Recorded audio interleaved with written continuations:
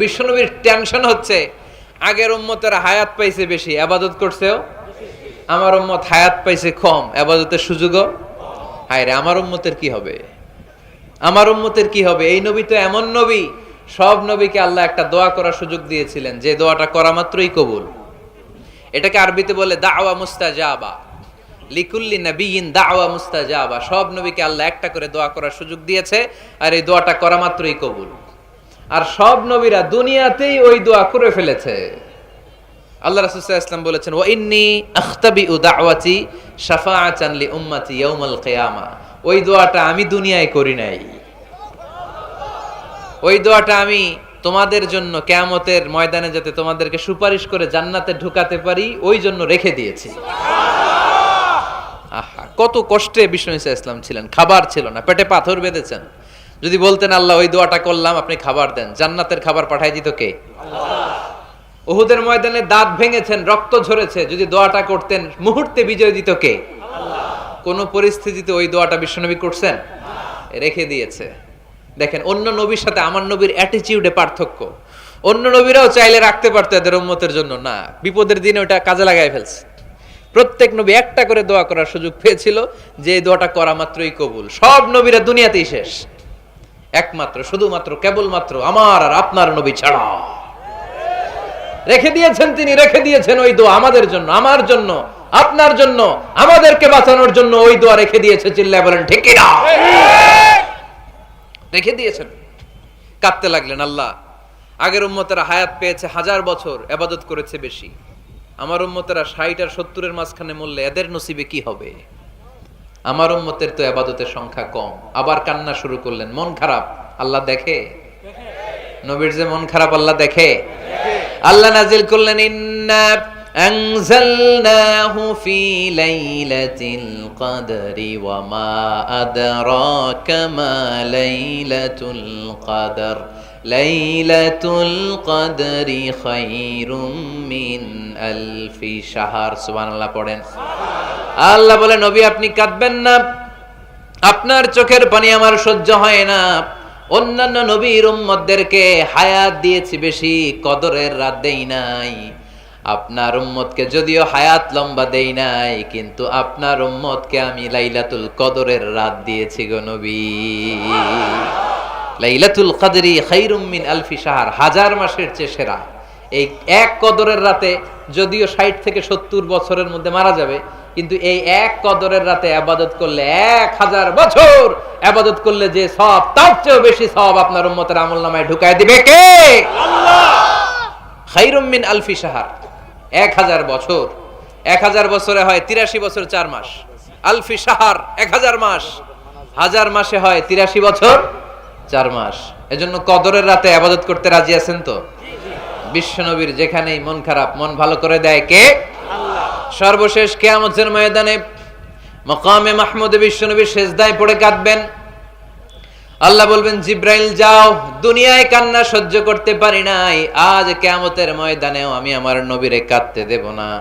ইযহাবিয়া জিব্রাইল কুল্লাহু মা ইউবকিক, যে আমার নবীরে বলো, নবী আপনি কাঁদেন কেন? সাইয়েদনা জিব্রাইল যে বললেন, নবী আল্লাহ জিজ্ঞেস করেছেন আপনার কান্নার কারণ কি। বিশ্বনবী তখনও সিজদা থেকে মাথা তোলেন না, সিজদায় পড়ে উত্তর দেয়, উম্মতি উম্মতি উম্মতি উম্মতি রব্বি হাবলি উম্মতি। আল্লাহ আমার গুনাহগার উম্মতের কি হবে? আল্লাহ আমার উম্মতের কি হবে? আল্লাহ আমার উম্মতের কি হবে? আল্লাহ বললেন, জিব্রাইল তাড়াতাড়ি যাও, আমার নবীর কান্না আমার সহ্য হয় না।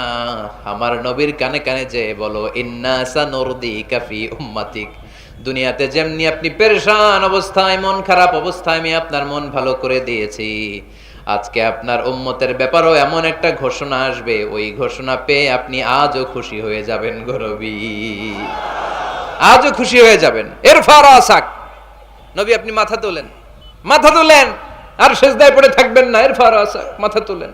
সাল তুতা, কি চাইবেন চান, দিয়ে দেব।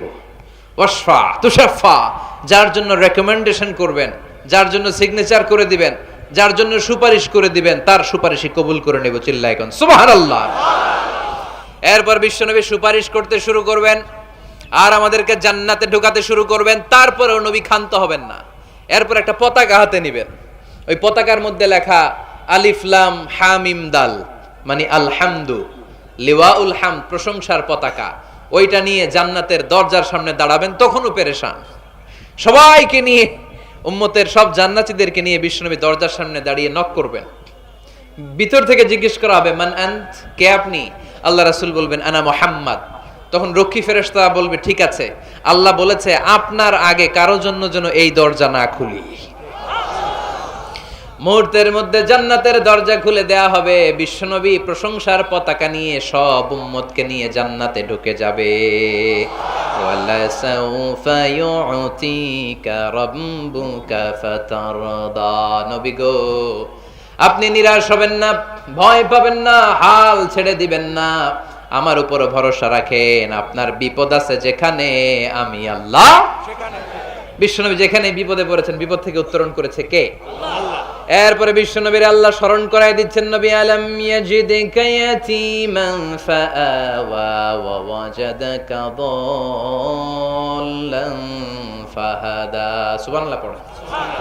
তার মানে শপথ, রাতের শপথ, দিনের শপথ শেষ, কনফার্মেশন শেষ, এবার রিমাইন্ডার, স্মরণ করায় দিচ্ছে, নবী গো, আলাম ইয়াজিদকা ইয়াতীমান ফাআওয়া, আমি কি আপনার ইয়াতীম পাই নাই? আল্লাহ রাসূল সাল্লাল্লাহু আলাইহি ওয়াসাল্লাম যে ইয়াতীম ছিল জানেন? দুনিয়ায় আসার আগেই বাবা হারিয়েছেন, 6 বছর বয়সে মা হারিয়েছেন, মা ইন্তেকালের পরে দাদা আব্দুল মুত্তালিবের কাছে মানুষ হয়েছেন মাত্র 2 বছর। আল্লাহ রাসূলের বয়স যখন 8, দাদাকেও হারিয়েছেন। তারপরে চাচার কাছে ইয়াতীম নবী মানুষ হয়েছেন। আল্লাহ বললেন, নবী টেনশন কিসের? ওই যে আপনি ছোট্টবেলায় ইয়াতীম ছিলেন, আমি নিজে আপনার চাচার মাধ্যমে আপনার লালন পালনের ব্যবস্থা করে দিয়েছি। সুবহানাল্লাহ। আলাম ইয়াজিদকা ইয়াতীমান ফাআওয়া, আপনি ইয়াতীম ছিলেন, আমি আপনার লালন পালনের ব্যবস্থা করলাম। ওয়া ওয়াজাদাকা দাল্লান ফাহাদা, আপনি পথ খুঁজছিলেন, আমি পথ দেখিয়েছি। আপনি ছিলেন দল্লান, দল শব্দের একটা অর্থ হচ্ছে ভ্রষ্ট বা গোমরা। আল্লাহ রাসূল কি ভ্রষ্ট ছিল? গোমরা ছিল না, আল্লাহ রাসূল ভ্রষ্ট ছিলেন না, গোমরা ছিলেন না। যদিও অফিশিয়ালি তিনি 40 বছর বয়সে নবী হয়েছেন, কিন্তু ওনার 40 বছরের আগের জীবনেও আমাদের জন্য অনুকরণীয়, অনুপম আদর্শ। চিল্লায় বলেন ঠিক কি না? এখানে দলের অর্থ হচ্ছে, নবী, you are searching the right way, then I guided you to the right way. You are searching the truth, আপনি সত্য পথ খুঁজছিলেন, খুঁজে পাচ্ছেন না, কোনটায় কোনটায়, আপনি পথ হারা পথিকের মতো খুঁজছিলেন। অনেক সময় হয় না, কিরে টাঙ্গাইল যাব, রাস্তা কি এইটা না ওইটা? মাঝে মাঝে আমরা দোদুল্যমান থাকি, আছে না নাই? আল্লাহ বললেন, নবী আপনি সত্য খুঁজছিলেন, সত্য কি এদিকে না ওদিকে? আমি বললাম, নবী ওই দিকে নয়, আপনি এই দিকে যান, এভাবে আমি আপনার পথ দেখিয়েছি। চিল্লায় এখন সুবহানাল্লাহ। আমরা যখন পথ ভুলে যাই, পথ দেখায় কে? জোরে বলতে হবে কে? আল্লাহ। আমি যদি কোনদিন পথ ভুলে যাই, হাত ছানি দিয়ে কাছে নিও, মমতার বন্ধনে আমায় বেঁধে সব ভুল ক্ষমা করে দিও। পড়েন, আমি যদি কোনদিন পথ ভুলে যাই, হাত ছানি দিয়ে কাছে নিও, মমতার বন্ধনে আমায় বেঁধে সব ভুল ক্ষমা করে দিও। চিল্লায় পড়তে হবে আমিন। এটা কিন্তু একটা দোয়া, যদি আল্লাহ পথ ভুলে যাই পথ দেখায় দিও। প্রতিদিনই কিন্তু এই দোয়াটা পড়ি সূরা ফাতিহায়, ইহদিনাস সিরাতাল, সবাই বলেন ইহদিনাস সিরাতাল। ও আল্লাহ, show us the right path, show us the correct path, show us the straight path। আল্লাহ সোজা রাস্তা দেখান, যে রাস্তা শুরু হয়েছে দুনিয়ায়, ঢুকে গিয়েছে জান্নাতে। ও ওয়াজাদাকা দাল্লান, আপনি পথ খুঁজছিলেন, আমি আপনারে পথ দেখিয়েছি। ওয়া ওয়াজাদাকা আইলান ফাআগনা, আপনি ছিলেন নিঃস্ব, আমি আপনাকে ধনাঢ্য বানিয়েছি। তাফসিরে এসেছে ফাআগনা বিখাদিজা, আমি খাদিজার সাথে বিয়ে পড়াইয়া দিয়ে আপনারে ধনী বানাইয়া দিছি। আল্লাহ রাসূল সাল্লাল্লাহু আলাইহি ওয়াসাল্লাম খাদিজা রাদিয়াল্লাহু তাআলা আনহার ব্যবসায় কাজ করতেন। আল্লাহ রাসূল সাল্লাল্লাহু আলাইহি ওয়াসাল্লামের আমানতদারিতায় মুগ্ধ হয়ে আম্মাজান খাদিজা বিয়ের প্রস্তাব পাঠালেন। বিয়ে হয়ে গেল, আরশের উপর থেকে আল্লাহ সাইয়েদানা খাদিজাকে সালাম পাঠালেন। সুবহানাল্লাহ। আর সাইয়েদাতুনা খাদিজা বললেন, নবী, আজ থেকে আমার সম্পদ বলে কোনো কথা নাই, সব সম্পদ আপনার পায়ের সামনে আমি ঢেলে দিলাম। সুবহানাল্লাহ। আপনার যা মনে চায় এটা দিয়ে করেন, ইসলামের দাওয়াত দেন। ফাআগনা বিখাদিজা, খাদিজার সাথে বিয়ে করিয়ে দেওয়ার মাধ্যমে আল্লাহ রাসূলকে ধনী বানায় দিল কে? তার মানে তিনটা রিমাইন্ডার দিলেন। এক নম্বরে আপনি এতিম ছিলেন, লালন পালনের ব্যবস্থা করলাম।